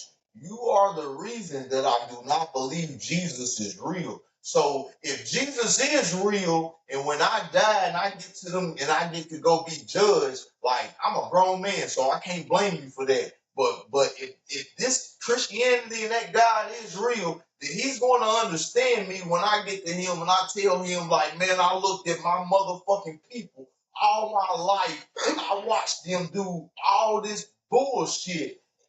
And then they praise you on one day a week. They praise you one day a week. You want me to believe that when I see their actions motherfucking Monday through Saturday? I see how they treat other people. I see how they treat me. Fuck other people. I see how they treat me. Like I said, if you don't bear the fruits of the spirit and you've been in this religion this umpteen years, like, how the fuck am I supposed? Why the fuck would I want to be involved with that? Like, nah, fuck that. Ain't no Jesus. Ain't no fucking church. I tell you what I do. I use what they call this energy. My soul says, you know what? man, I'm gonna be kind to this motherfucker. You know what I'm saying? Because for one, you never know what another motherfucking human being is going through on this earth. So one thing you have to be, man, awareness. Man, I'm telling you that during my time, man, state paid vacations, what I learned is to be aware, is to be alive. So you have to be aware of self. Be aware of self first, right? So if you're aware of self and you think, then you're aware that, man, let me treat this motherfucker like today when the Renaissance dude called me. I snapped on him, bro. But I was pissed. Felt bad. You know what I'm saying? But I was still pissed, man. Don't call me, man. I work 2 jobs. Don't call me, man, me of a bill that's already been paid. You calling me about a bill to pay that I don't even have the shit. Like, I don't even, you see my living room? Yeah. Motherfucker talking about, y'all, you got to pay your living room bill. Bitch, I don't even got the living room suit. It didn't fit in the door. You know what I'm saying? So don't call me and wake me up when I don't barely get no sleep anyway. Talking about some money for some shit I don't even get. You know what I'm saying? But one thing I do is, because I know what I go through in my life, right? I know what I go through every day in my motherfucking life. So when I encounter a motherfucker like that, boom, he don't know what I'm going through. Boom, he gets that reaction. Well, what I learned is, man, if you treat everybody kind, you gotta, how's a nigga like me, bro? I'm a fucking criminal. I'm a motherfucking, man, I'm a motherfucker, right? How the fuck do I possess more of the fruits of the spirit than a motherfucker that goes to 37 North Howard Street every week? Because the church is not in the building. Yeah. There's no Jesus in that motherfucker. I'm gonna tell you this too. The devil is more comfortable in church than he is in the trap house. And I'm gonna tell you why. He comes from one of the most holiest places ever, first of all. You know what I'm saying? He's from one of the most holiest places ever. So he's used to this singing and dancing and the shouting. He's used to it. You know what I'm saying? This is where he can move around that. You know what I'm saying? He can put you on his face, and then when you sun hit your ass, you know what I'm saying? The face melts away. You know what I'm saying? But like church in itself it goes against everything that the Bible preaches about. And I don't care if this offends anybody. You should read your Bible. If this offends you, you should read your Bible for yourself and stop listening to a man talk about it. Because that's entertainment. You know what I'm saying? Yeah. You want to be entertained? Come hang out with me and my friends. I entertain you. You know what I'm saying? Like we entertain you. Yeah, we can entertain you. But if you want a relationship with God, read your Bible for yourself. And I guarantee you, if you go home, if the pastor gives you a scripture in church, you go home and read that scripture for yourself. It's going to say something totally different than what he said to you. God has a way of speaking to people through his words differently. That's why you can whisper something in 100 men's ear, and by the time it gets to the 50th person, the whole scene's done changed. You know what I'm saying? Everybody has their own different interpretation of what that scripture says. But when you say read, I say live, right? Because if you live what you read, then you'll be a better person, man. I'm telling you, man, my neighbors, I think in this city, this town, are the epitome of what Christians should be, right? And like as I live by these people, man, I'm trapping. But man, the whole street's trapping. They got drugs. I'm talking about, bro, all around them. And this is where I respected them at. They minded their business when it came to shit like that. But I could tell that with dealing with one of them, like certain shit was rubbing off on them. You know what I'm saying? Because when motherfuckers was fighting, she come to my door and be like, what in them street fighting? And boy, I'm sensible enough to see what's going on, even if I'm high fucked up, but I'm sensible enough. Hey, miss, you might need to stay away from me because you backslide. Because they don't let your feet run to where that evil's at. You know what I'm saying? And you coming over here against me, and I'm coming out like that. Fighting. You know what I'm saying? But man, I just don't believe. I believe when we die, we go into space. in time because we are energy. What's in you, in your soul, is energy. You can't burn energy. So ain't no way I'm gonna go to hell or what they. This is hell. Hell is on earth because the person who runs earth is the devil. If you want to say there's a devil, evil is earth. That's all that's on this motherfucking earth right now is evil. So when you die, you pass. Like, man, I heard Pastor King say something at Miss Winnie G's funeral, and he was like, the wages of death is sin.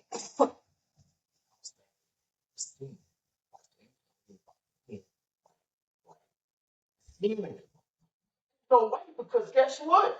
Death is inevitable. Everybody's going to experience death if you are walking on this earth. Sin is unavoidable. Well, But sin is only created by man. Man, we don't. Man, that Bible is King James. Do you know who King James was? Man, King James was a King James. I'm a horrible nigga. I've done horrible shit in my life. I'm also a good nigga, right? But I've done more good than I've done horrible shit, right? King James, man, makes me look like motherfucking, who's the best person you know on earth? You know what I'm saying? King James fucked his mama, fuck kids, you know what I'm saying? The version of the Bible that y'all read, like, all right, if you a pastor, teach who King James was. You know what I'm saying?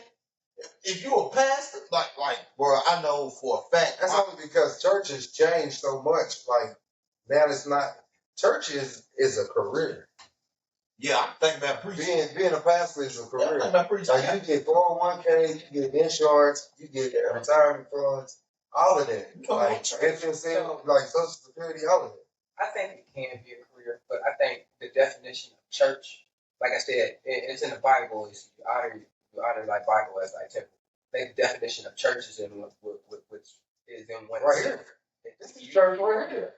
Well, 23 or more again. That becomes a foundation or a cult technically. Yeah, it is. It becomes something different, and it just really depends on that will of that church. Because there's plenty of good churches that do good. What is good church though? There's churches out here that I'm gonna tell you, there's churches out here that give people walk. I'm gonna tell you, There's churches out here that don't judge and will accept you. They will get you on a better path. Like I said, it's not. not all churches is bad. Not all churches.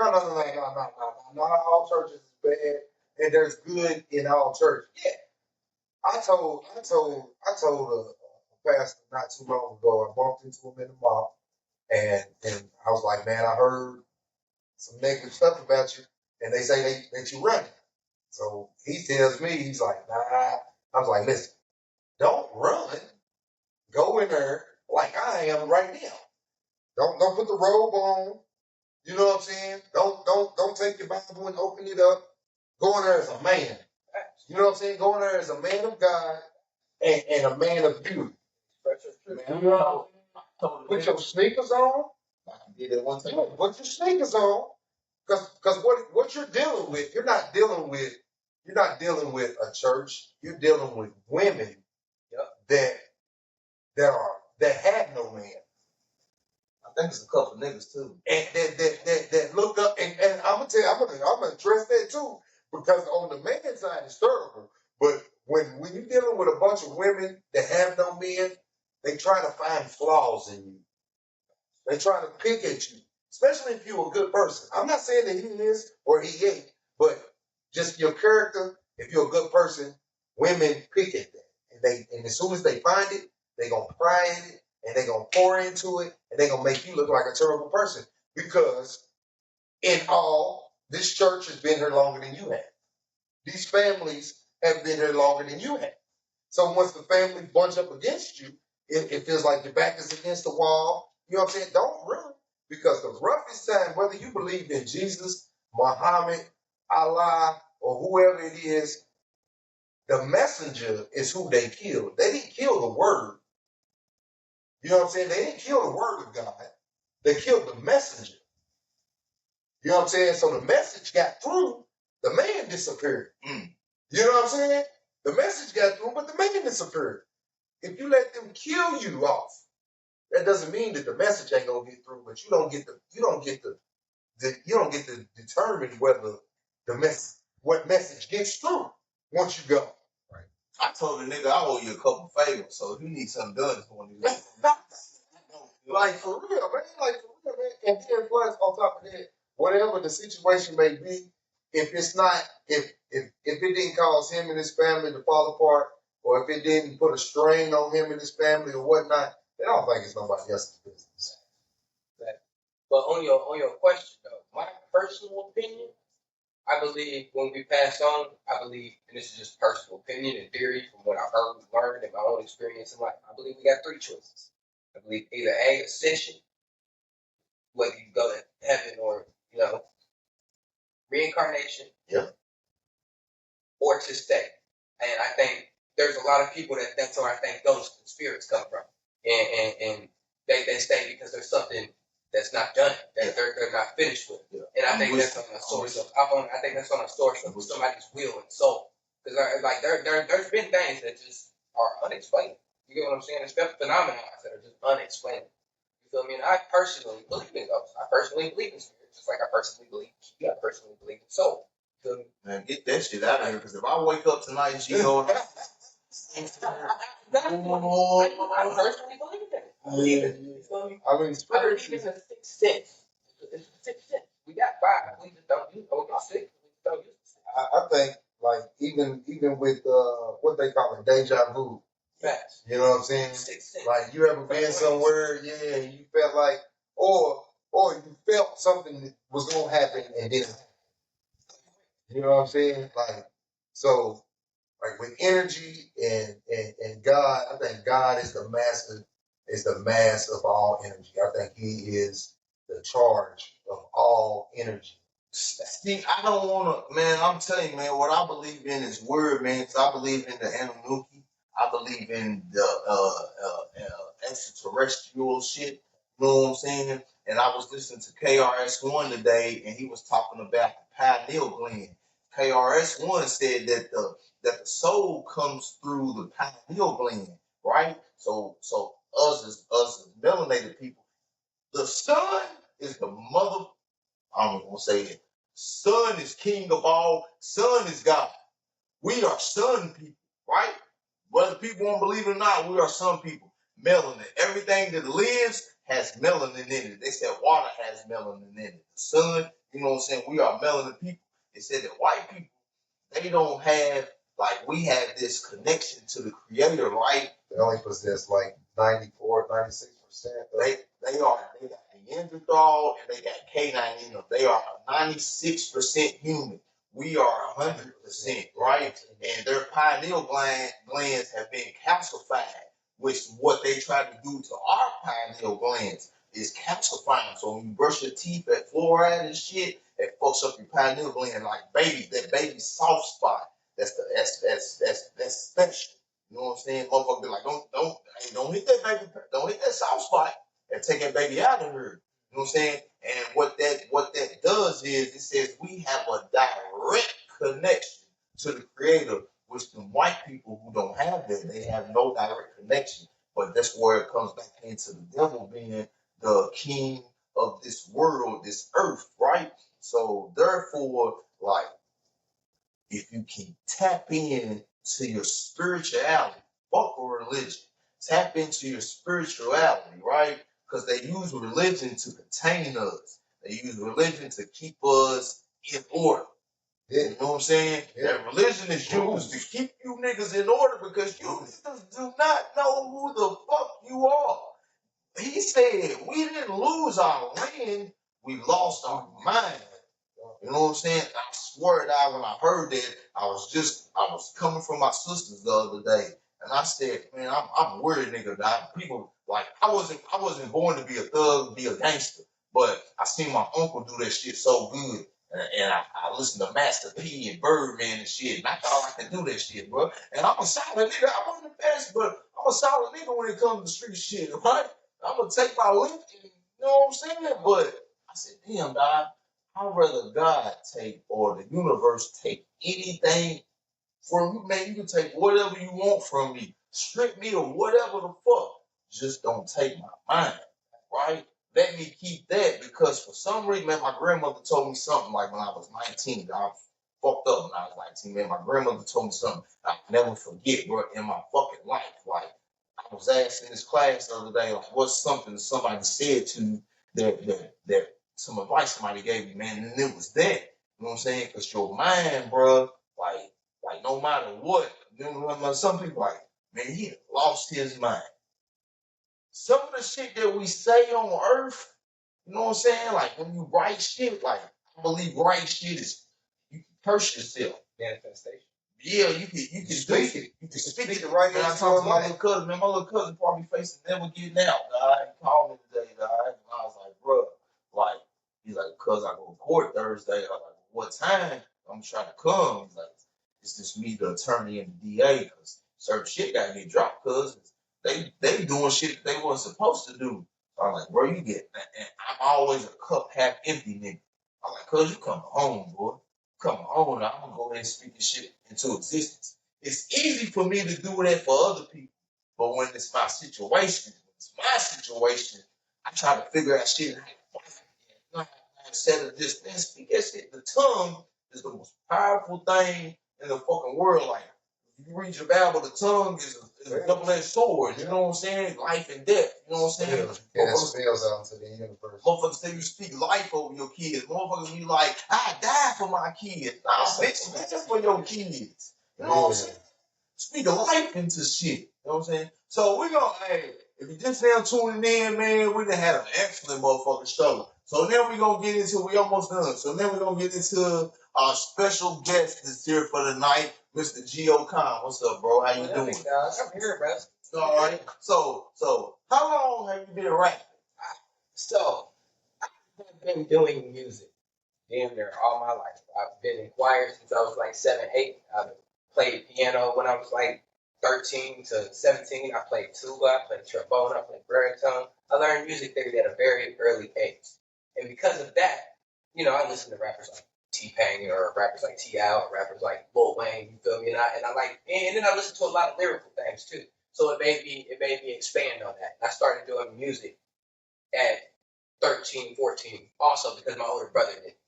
So I was influenced by that, and I gravitated to that. And then I started sharing my music as I grew on. You feel me? I did talent shows. I would share my music to my friends and my peers, schools and shit. But I wouldn't say I got into music, like into the industry, until 2021. 2021, I started seeing people just like making money off of it, and I felt like, personally, I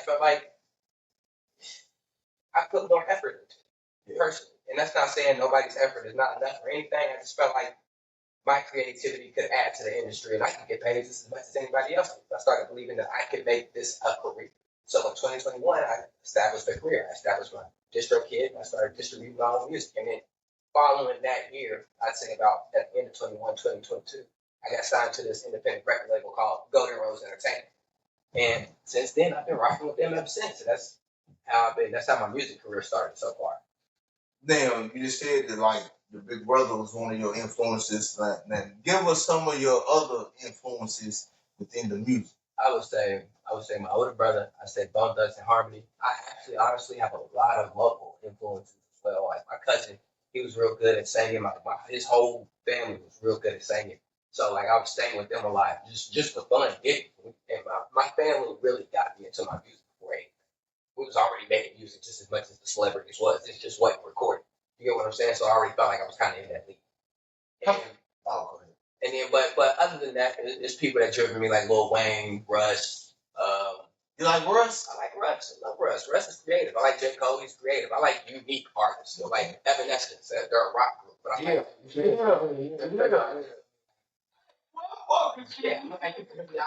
music. That's why if you ever go to my own catalog, I don't just only have R&B music. I don't just only have rock music. I have rap music. I have rock music. I have EDM music. I plan on making some country music here and there. I got a lot of pop music. You get what I'm saying? It's just if I hear the beat and I see and I respect the artistry, I'm gonna put my artistry on it. You feel me? Yeah, man. My brother one day, that nigga said, "Dad, what the fuck are you listening to?" Then he was like, "Bro, you know what?" It's my big brother too. He's like, "Bro, you know what? I like it because you got a different you can look at shit different. You know what I'm saying? Because my sister used to be like, how the fuck do you listen to this, and this all on like one playlist? Like I might have a church song, I might have a rock song, 3 rap songs, a country song. You know what I'm saying? Like right now, sometimes, bro, I'm telling you, that's why I say music is such an influence on earth. Sometimes, bro, my baby mama would be like, you have played that song repeat for the past 3 weeks. Like, I don't listen to nothing else but this one song. Like when my grandmother died, I was on an EXO tour a lot, Lil Uzi. So, and you know, music brings memories. So anytime now I heard EXO tour life, first thing I think about is my granny's nigga, right? At that time, like that's all I was listening to when she passed. So to me, like that's my connection with my grandmother. So when I'm feeling sad, I call my granny. Man, my uncle got the door kicked in. Like she like, man, this is the second time you got my goddamn door kicked in. I'm in the fuck out of here. So like I got a dip too. Not only affected her, you affected me. Like I want to see my granny. So like when I want to feel a connection with my granny, like fuck the words of what he's saying. Like play it tour. Yeah, because music, you know what I'm saying? So with your label, how many people are on the roster? Okay, so there's me, there's our owner, Queenie, our co-owner, Apollo, their little brother, Prince Rome,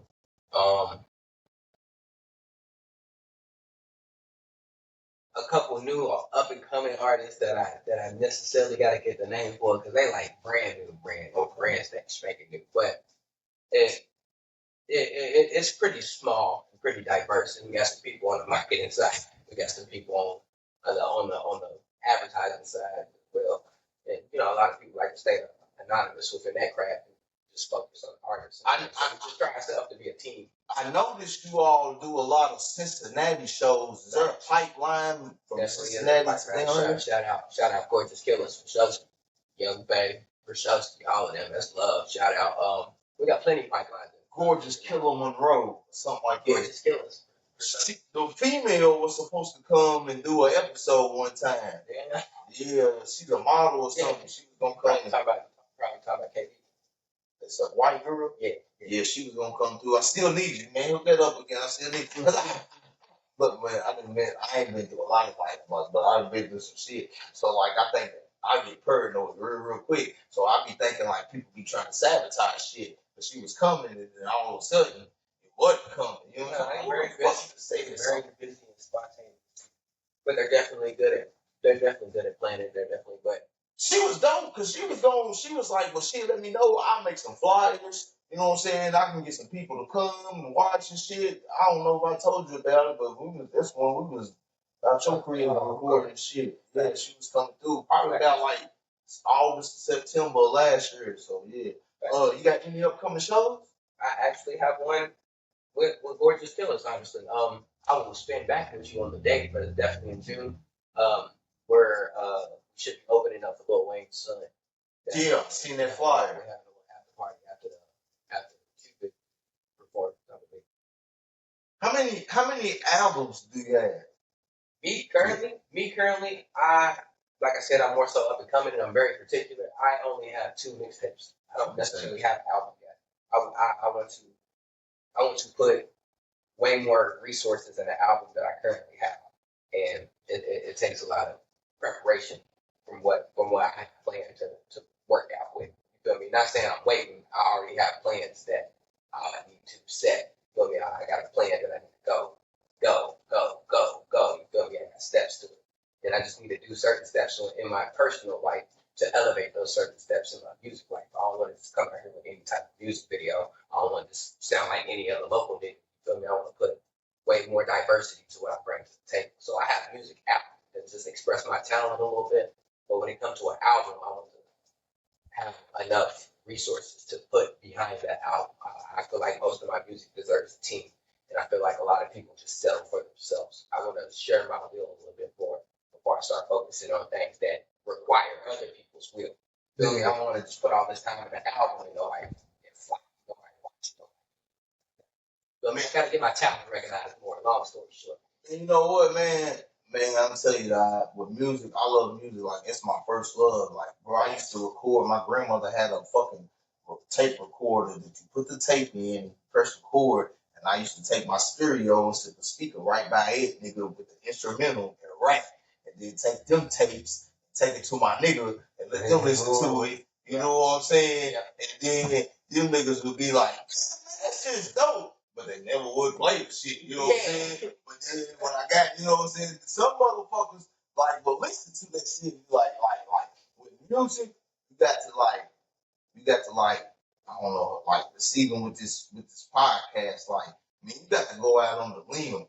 If you believe in that shit, bro, you got to like, cause a motherfucker, if you don't have no confidence in that shit, the motherfucker ain't gonna have no belief in you. You know what I'm saying? So like, that's why I invite you all to come and perform at the comedy shows that I throw. You know what I'm saying? Because I would want that opportunity when I was young and doing that shit. Because, like, you couldn't tell me that I wasn't good. You know what I'm saying? You hate it. You know what I'm saying? Even if I wasn't good, like, man, my cousin, he's a Jay-Z fan, bro, like, fanatic. You know what I'm saying? I gave this nigga, I call it street level dealer. When I moved to Atlanta, Southside Claypole, what's that?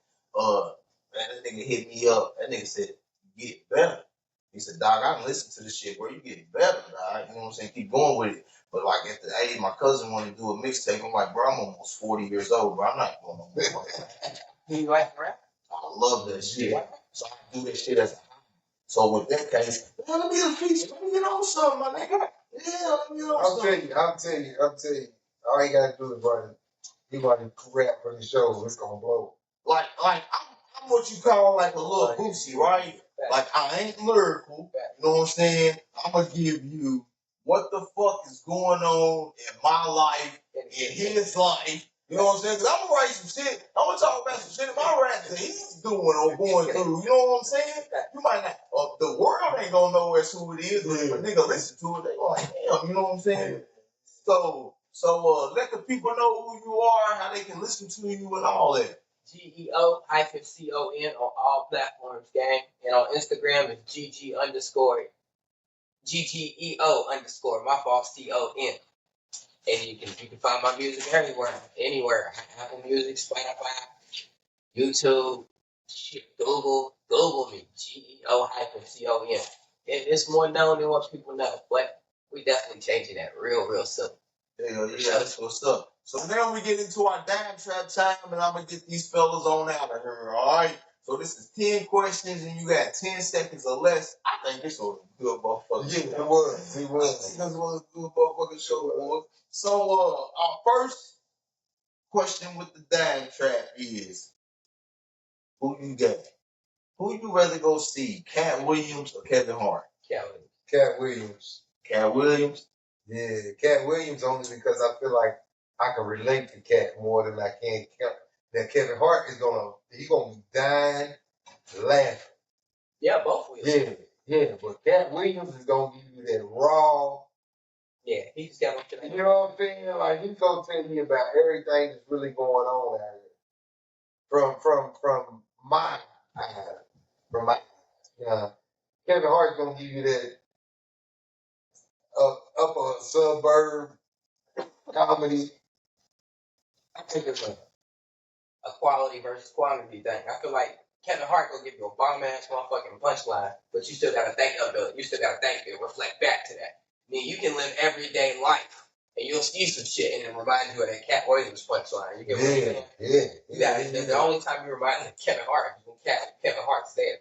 But when you hear Cat Williams punch, you can see what's a punchline? You feel me? Like niggas be doing making up their own dances in clubs and shit. You feel me? You'll see a nigga make up his own dance in the club, he'll shoot the shot, you'll automatically go Kevin Hart. You feel me? I mean Cat Williams. You know what I'm saying? Man, I tell y'all what I'm about to do. I'm about to build the nerve up to do that motherfucking hype me up, nigga. Nah, nigga, the hype me up shit. Nigga, hype me up. These niggas be dancing. That shit's funny as a motherfucker, dog. That hype me up shit, dog. Man, I just shared some shit. This nigga said he was with his lawyer, dog. That shit's funny. I'm gonna try shit. Now, if I asked you all who was the king of trap music, T.I., Gucci, or Jeezy, T.I., Gucci, Jeezy, or Yo Gotti, who you saying? I would say Jeezy. Yeah. What would you say? Who, if I say who's the king of trap rap, Gucci, Gotti, T.I., or Jeezy? Gotti. I only say Gotti because if I'm pretty sure Gotti got more records sold than all of them. That's all. And solo artist. And solo artist. No way. He got the most records. That 101 has got to be the greatest. T.I. definitely probably. T.I. Solo records. Yeah. He got a hell of a lot of features. Who? T.I. got a hell of a lot of features. And you just said solo records. I'm talking about solo albums. I'm talking about like T.I. Like T.I. I believe T.I. sold more records than any of them put together. I don't know. I just think I say Jeezy, but Yo Gotti's first motherfucking probably 13, 14 mixtapes and albums, nigga, ain't nothing but drug deals on them motherfuckers. But the thing is about him, he learned and progressed and he started being a universal wave. And when I mean universal wave, there wasn't just black people that was just fucking with his shit no more. Everybody was fucking with Law. Everybody was fucking with what's some other shit? Yeah, Single. Everybody was fucking with single, like bitches and niggas. Like he started making universal. Yeah, but that's what I'm saying. You know how later on in his career that was? Like that's like 20 years after he started. Like that's when he got on. Like Jeezy gave away the Trap or Die album and then released it, and I think it still sold like 4 million copies. Man, that Trap or Die, I'm gonna tell y'all how influential that motherfucking Trap or Die A lot of people was. killed and a lot of people in prison. Trap or Die is so relatable to Master P and I'm Ballad because I guarantee you in every state in America there's a nigga right now still doing life because he said he Ballad. Oh, yeah. When G, when G dropped Trap or Die, let me tell you about these projects we got down here. The police wouldn't even come in the projects and fuck with us because, like, nigga, there was. Guns in there. Them little niggas got guns. Them little niggas is on drugs. We gonna sit outside these motherfuckers. We don't know what these niggas is capable of. You know what I'm saying? Like, we getting them. Like, we're setting them up, but we ain't going in there. We ain't going in there. No, we ain't going in there because we don't, like, it's some small town shit. We call it the Bermuda Triangle. The Bermuda, because if you go to them projects on a Friday, you're not leaving till the Monday morning. You know, you lost in the motherfucker. You know what? I was just telling somebody the other day that we was talking about snitches in the hood. And I was like, damn, just think about it. I got told on in 04 for shooting a gun in the project. I remember that. I was working because the person got kicked out. Yeah, she told on me. So I said, who's that side shooting? I didn't even heard that. Like, you motherfucking project. The police, when the feds come and got me, that's the first thing they said, you got a gun on you? A nigga shot a gun one night and police pulled up on me. It's Dominic Comer. So what happened? I said, are you out here shooting? So what? I'm shooting. I said, I'm good. What you talking about? He said, well, you know I gotta come check with you first. It's 1,000 niggas out here and you pull up on me. I remember a nigga calling me police one time. The police pulled up on me and asked me some questions. I don't like that nigga to the day. Listen. They didn't just pull up on him because of who he was. You know how many guns they took out from the store? Look, listen, they was in a huddle one time. I went to his mama's crib. The police was in the yard in the huddle. They had their arms around each other. They were trying to figure if they were going to take him to jail or not. So one of the cops come out of the huddle. He's like, you know what? He's like, we got a deal for you. He's like, we ain't going to take you to jail if you tell us where the gun is. He was like, not gonna take you to jail for the pills. yeah. If you tell us what it is. We got 9 billions born out from drinking. Man, my mom. He's like, man, it's in the car. He put everything. He said, God damn. It's a big ass gun. That motherfucker was 40, wasn't it? Nah, that was that 9 millimeter Luger. Tell y'all something about Winchester, Kentucky, real quick. If you are, because people watch us all across the world. These motherfuckers in Winchester, Kentucky, and I don't want to say no names, I ain't got no paperwork yet. They respect rats way more than they respect a solid nigga, right? Like, they respect motherfuckers who, they respect a motherfucker who done told on a motherfucker way more than they respect the nigga that go lay down. You know what I'm saying? Like, the shit I be seeing and hearing, like, this motherfucker, man, it might not be for a certain fact they told, but from how shit lined up, motherfucker, they told on somebody.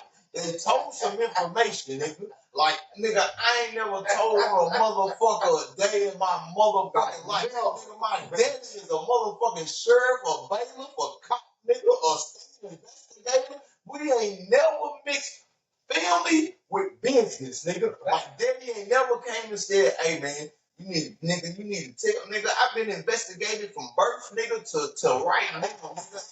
Never told on a motherfucker a day in my life. And for you motherfuckers respecting these rights around here, nigga, y'all can die too, I swear to God. Because I take this shit personal. I'm no longer a street nigga. I'm a civilian. So if you punch me or do anything, I might not always I'm a civilian. Like,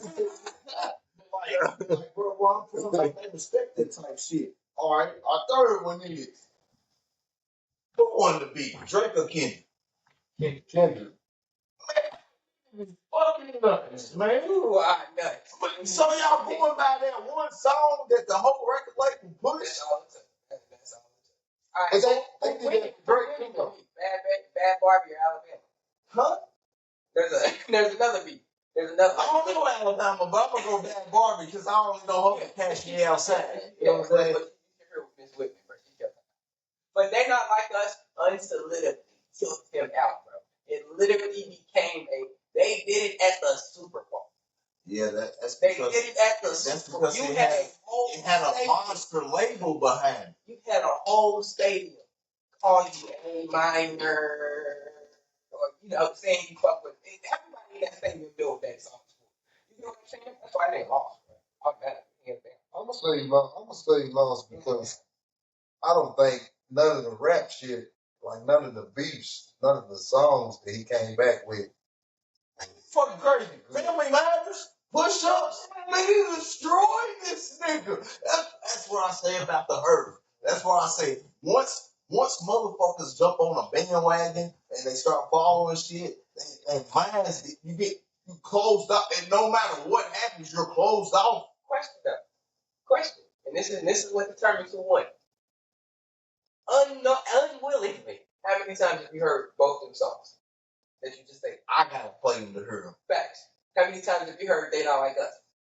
Oh, every time you turn on. That's the mind behind it. All right, well, let's go back to No Vaseline. Let's go back to Hit 'Em Up. Like, let's go back to some of the world's greatest diss songs. None of them diss songs ever got pushed like they pushed Not Like Us. None. That's also another reason why he lost. I think Drake did it to himself. Whatever he got, whatever the consequences was behind him beating him. Like he lost.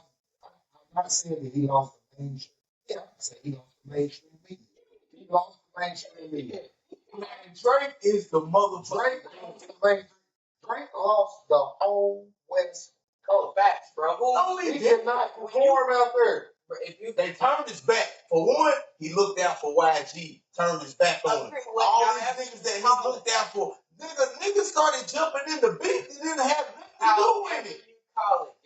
But we don't know wrong. But for me, where was Drake at? He was definitely in a way better place. He's still in a way better place. Way better place now. It's definitely Kendrick. If you put Kendrick on, who needed who? Who needed who? Drake brought that The students became Drake accepted the challenge and lost. For one, like, you ever seen Smoking Aces? Yeah. You seen when Common told motherfucking muscle name of Aces, nigga, my loyalty is like a dog, nigga. That's how I am, nigga. If I fuck with you, nigga, I'm loyal like a dog, nigga. I'm gonna be with you right or wrong. I'm gonna tell you wrong though, bro, but I'm gonna be right there with you, nigga. man, I got two niggas. Man, I got two niggas right now that like not in my life, but like, man, one of my niggas right now that I like. His baby mama did some fucked up shit to me and my family, right? Right. But this nigga put me in a position to succeed in life. No matter what comes, man, no matter what else occurs on in our life, bruh, I got your back forever for the fact that you tried to make my life better. Like, no matter what comes with whatever, nigga, my nigga, I'm right, because you tried to make my life better. So, where I'm loyal, nigga, bro, I'm going right. Now, I done tried to fight the nigga. He probably would have beat the shit out of me. But I'm loyal, bro. But it's like you said, though. In this situation, the student became the master. Because this all started when Kendrick was like, fuck this shit, nigga, I'm the best. Fuck this. It's just big me. But yeah. You didn't even know. You just didn't know how the fuck am I not a part of the big three? But who all truly reacted? Drake did. J. Cole, Drake did. no. J. Cole put out his song way before Drake did. No. He took it off. He put out a seven song EP, bro, and then he took it down because he felt some type of way. He's scared. He's scared. You can't say nothing. But Drake's challenge, no, nigga, I'm the best. Type shit. I think all West Coast people, all West Coast artists have something over all other artists. The West Coast by itself, West Coast and Texas by itself, you go diamond. In New York. You go diamond. Yeah. You don't need nothing else. You don't need nothing else. That's why there's rich niggas that we don't even know. It's like when they put that housewife in LA and all that shit on there, like, them boys is really getting money. Yeah. Like, we don't know them, but you go out in LA, they bumping them. You know what I'm saying? Up and down the West Coast. So with going at a West Coast artist, I think you got to be careful. Yeah, because that. Now, if he would have win it at YG, he would have shut him down. Yeah, just like you know what I'm saying. When Drake, what did Drake say? What did Drake say that Kendrick thought to want? I think the animosity was already there. Yeah. I think it was some underlining. You fuck my girl, I fucked your girl wanted to fuck me type shit. I think that's what it was all about. I think that's what it's always about. I think all of these industry people and all of these entertainers are only beefing because of a female. I don't think it's a situation. You can't stop my money. You can't stop my money.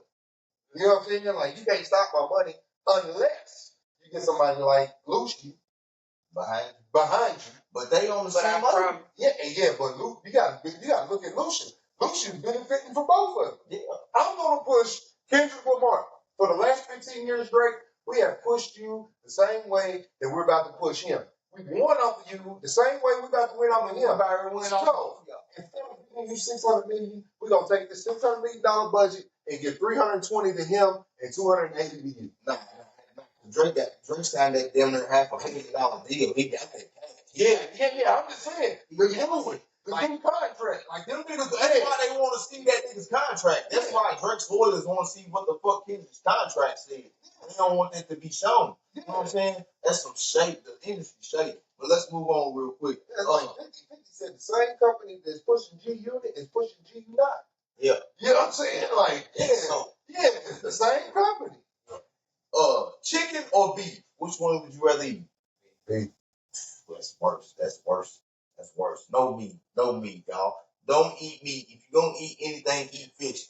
Beef fucks up your colon. It fucks up your intestines. It's some sick shit. They tell you that pork is the worst shit, nigga. Beef is too, dog. Meat, man. I've been trying to tell my mama for the past probably 16 months to stop eating meat. Do you know who the fuck she listened to? The doctor. A fucking doctor. A fucking white motherfucker who don't give no fucks about her. She listened to this motherfucker and she tells me the other day that she ain't eating no more meat no more because this motherfucker told her not to do it. I've been telling you for the past 2023. I stopped eating meat for 8 months, doc.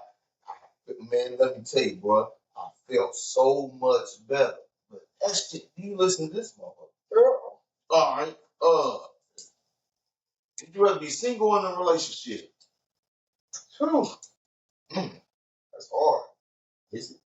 Yeah. I guess a relationship if you try to move forward in life, but single if you out here still running around. I want a girl because I hate coming there. I want my neck rubbed every night. I want my ear rubbed, man. I'm gonna tonight. When y'all leave, I'm gonna send that party 7 inbox singles for a bite. Single is yours. Fine. I got stood up the other night about 3 minutes. I told the bitch, you better not inbox me for a motherfucking month, oh.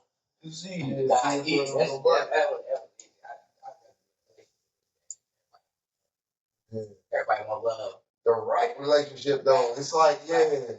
Because just to be in a relationship, I mean, there's a whole lot of people out here just in relationships because they don't know how to be alone. Or for appearance. Yeah, you know what I'm saying? But the right relationship, yeah, if you got somebody you can go home and talk to, that's beautiful shit. You know what I'm saying? It don't matter what the conversation is. We can talk about it, that's beautiful shit.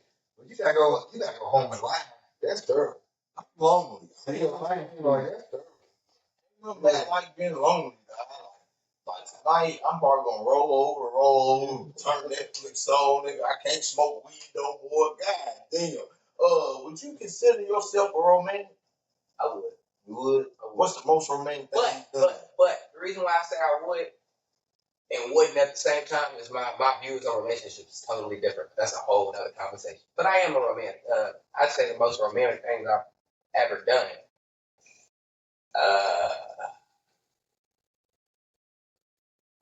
It would depend what you would consider to be the most romantic. You know, I mean, this on I wrote songs. You feel me? I've done flower gestures. You feel me? I've taken women out to eat and you know the spots like Jeff Lee and shit. You feel me? Like if I'm treating it well, I try my best to go plus ultra. You feel me? So it's not even like just a singular time. If I feel like I'm being treated well, I will do my damnedest to. You feel me? That's how it goes.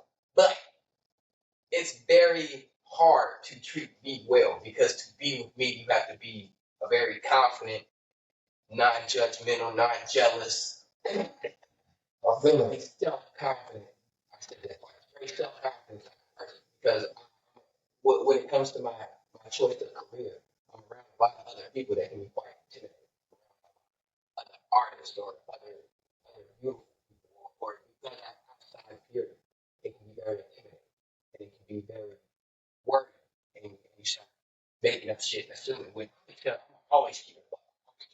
I think people have to have security because in that case, you definitely has to be secure. Yeah, you definitely have to be secure. That's the one I wanted to go for. Instead of saying that one twice. But you definitely have to be secure. And if you're not secure within yourself, there's no way you can be secure.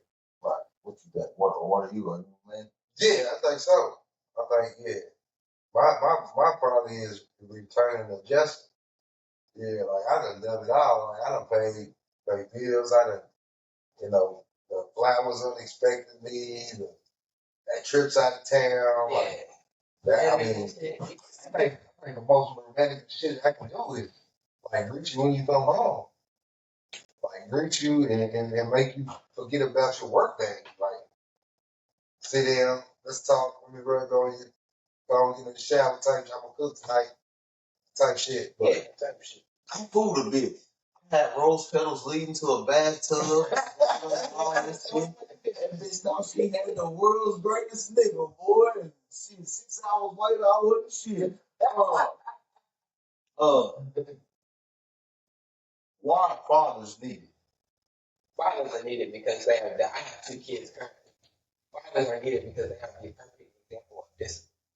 There's a lot of people now that lack discipline because there was a father that didn't have a father to instill it. Yeah. A lot of people, well, my mother was my father, and he was probably very nurtured. He was probably very protected. He was probably very calm. He was probably wasn't challenged much, and they probably did a lot of shit for you that you should have been doing yourself. You get what I'm saying? Fathers give kids expectations. Fathers give kids things to work for, things to practice on, things to improve on, and develop. And like fathers give kids a sense of, oh, I got to do great to impress my father.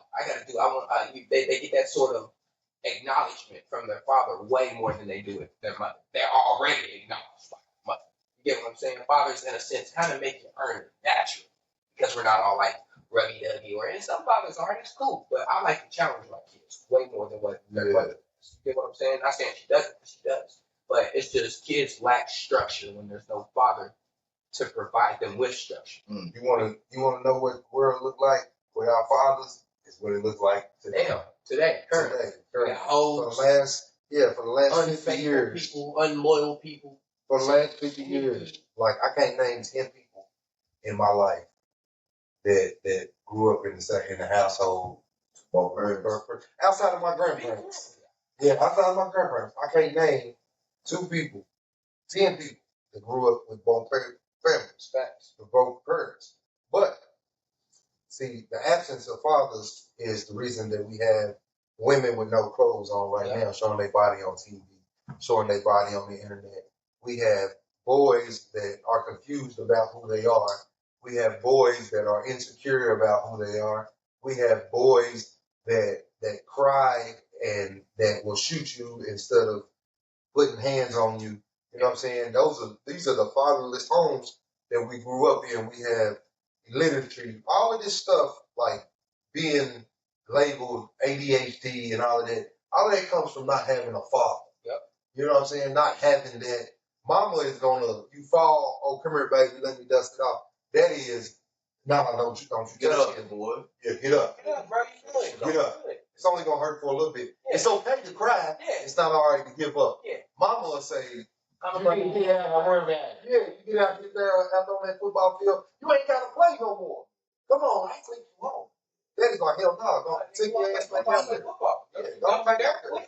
Shout out to my nephew, man. This nigga waited till he was a senior in high school to play football, boy. And then he went out there and smacked somebody. So where I come in there, I said, listen, bro, what position you play? He said, I'm safety. I thought I was a cornerback. I said, well, since you a safety, this is what I want you to do.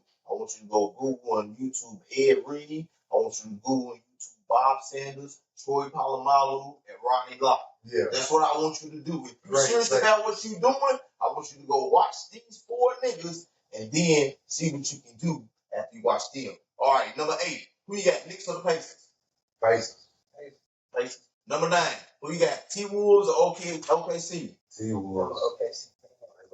You are? This is awesome for us, bro. This is very much so awesome for us. We ain't been in the semifinals since Durant and Westbrook. Remember being in the playoffs, but not we in the semifinals. Number 10. He's been in Shannon Sharp's position before.